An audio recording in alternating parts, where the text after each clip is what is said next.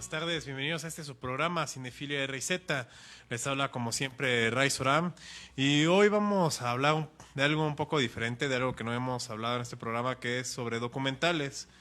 Vamos a empezar a hacer varios capítulos de diferentes documentales, que es también un género del cine bastante interesante, ya que aunque no hay mucha dramatización, están basados en hechos reales y cuentan varios testimonios y podemos hacer análisis de diferentes perspectivas. El documental que hoy vamos a tratar es el de Conversaciones con un asesino, las cintas de Ted Bundy. En este documental se habla del asesino sociópata Ted Bundy, que fue el primer asesino serial, o al menos el primero que se le acuñó este término. Él delinquió en los años 70. Sus años activos como asesino fueron entre 1974 y 1976. Este documental empieza con la historia del autor del libro homónimo, Conversaciones con un asesino, el cual se entrevistó con Ted durante todo el año de 1980 para escribir el libro, su historia. Cómo es que él convenció a Ted de que le explicara qué es lo que estaba pensando tras cada homicidio y encontrar lo que es la psicología y el perfil de alguien tan deplorable, alguien tan malvado como lo es este hombre. Este hombre es culpado de entre 36 y 38 asesinatos en 6 estados diferentes de los Estados Unidos, como lo son Washington State, California, Colorado, Idaho, Utah y Florida. Él era un hombre demasiado atractivo, era un psicólogo graduado y su modus operandi era ir de universidad en universidad haciéndose pasar por alumno y convenciendo a chicas a que le ayudaran en diferentes cosas para conocer sus perfiles y atacarlas en el momento adecuado. Él fue un hombre bastante astuto, no diría yo inteligente, sino astuto, ya que jamás fue atrapado por estos crímenes. Él sufrió 2 arrestos y ninguno de los 2 arrestos fueron por homicidio. Uno fue por una infracción y el otro fue por no hacerle caso a un oficial de policía. Fueron casualidades que ayudaron a encontrar a este asesino. Algunos datos interesantes que nos ofrece este documental son los testimonios de Carol DeRanch, que fue una de sus víctimas sobrevivientes. De hecho, se cree que era la única que sobrevivió. Esta mujer estaba en un estacionamiento público, esta mujer es oriunda de Utah, y ella fue secuestrada y atacada por este hombre, pero logró escapar. Gracias a que ella logró escapar, fue la persona que reconoció a este hombre cuando por fin fue culpado de 3 homicidios en el estado de Florida. Ted Bundy creció con una familia bastante buena. De hecho, él no cubría, digamos, este estereotipo o este cliché de que venía de una mala familia, de padres abusadores. Él creció en una familia tradicional católica. De hecho, todos los que le conocieron en la infancia decían que era un buen chico, que era un buen amigo.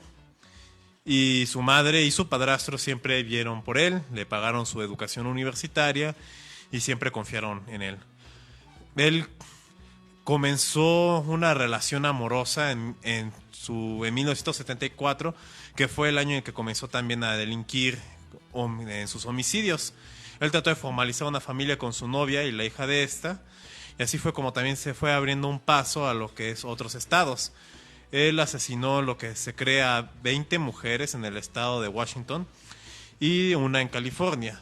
Gracias a la familia que tuvo con su primera pareja, él conoció otra iglesia, por lo que decidió ir a Utah y a Idaho para delinquir allá, colándose y haciéndose pasar por un miembro más de la comunidad y de esta iglesia, que es la Iglesia de Jesucristo de los Santos de los Últimos Días.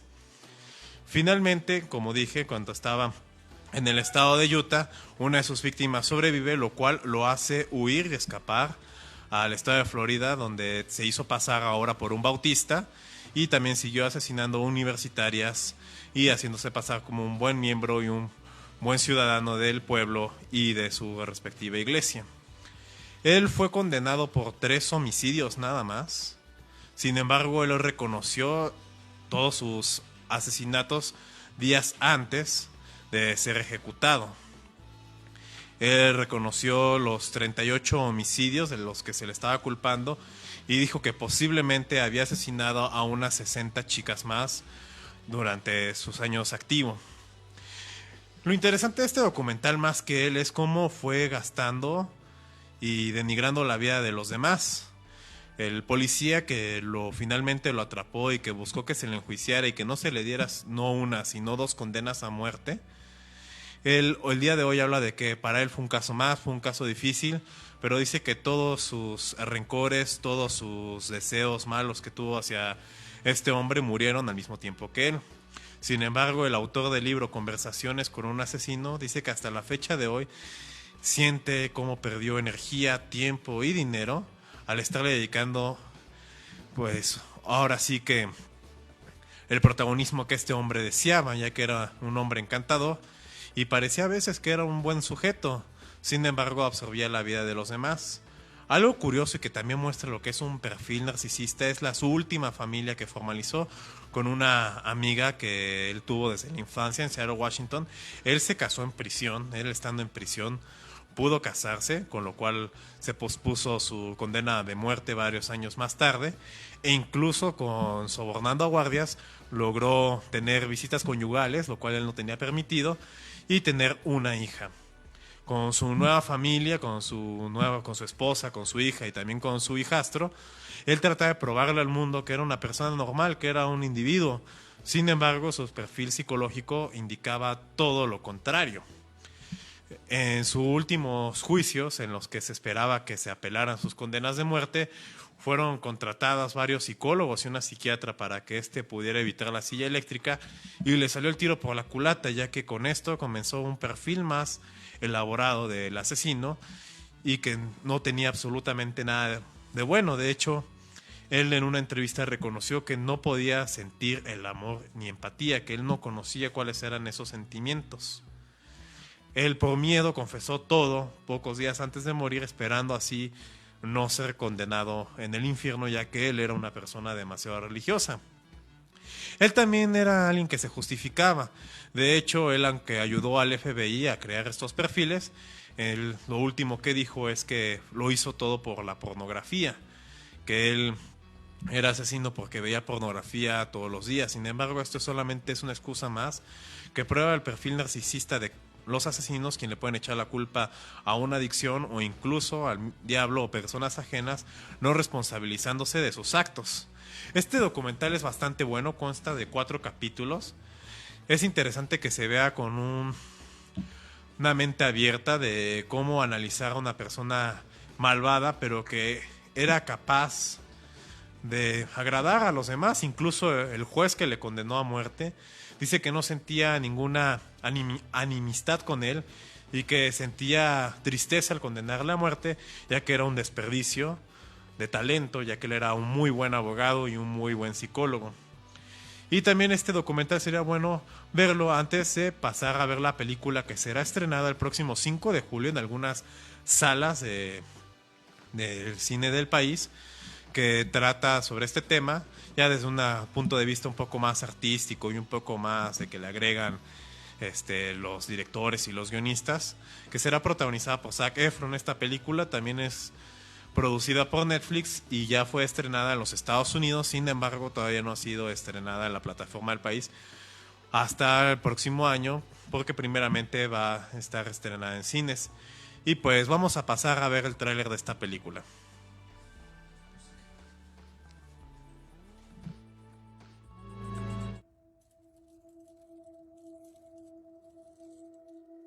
Do you remember the night we met?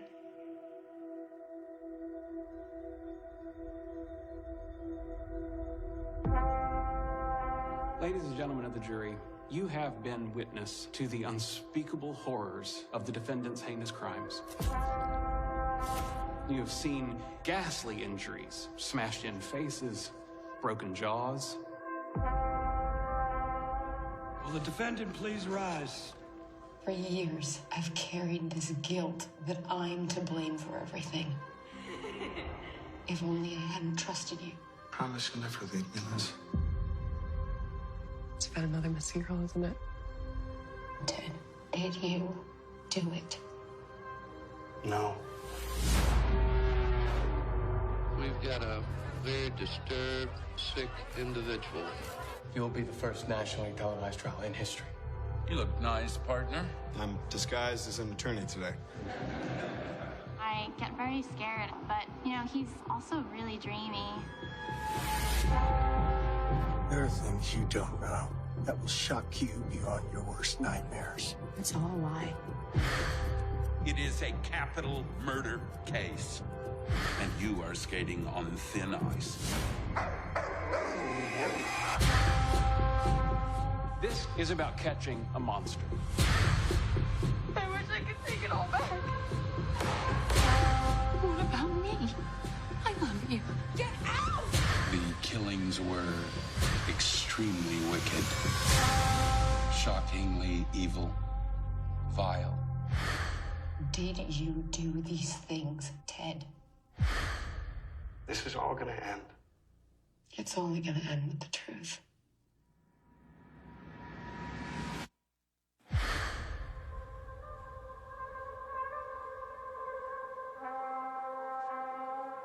Ahorita aparece el...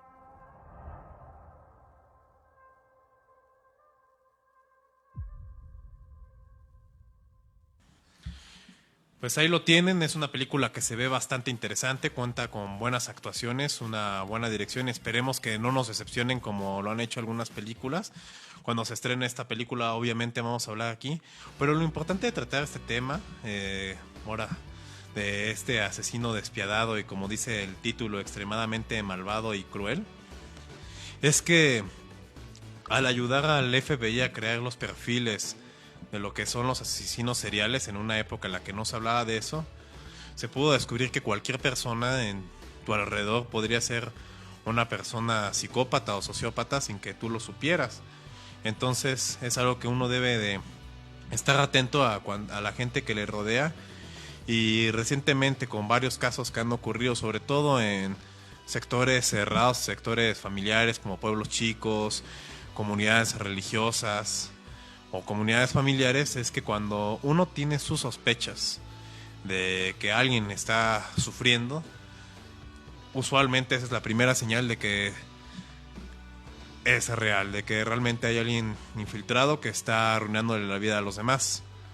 Es un tema que hasta la fecha pues cuesta mucho trabajo, porque estas personas son capaces de absorber tu vida y jamás creer que son malvadas.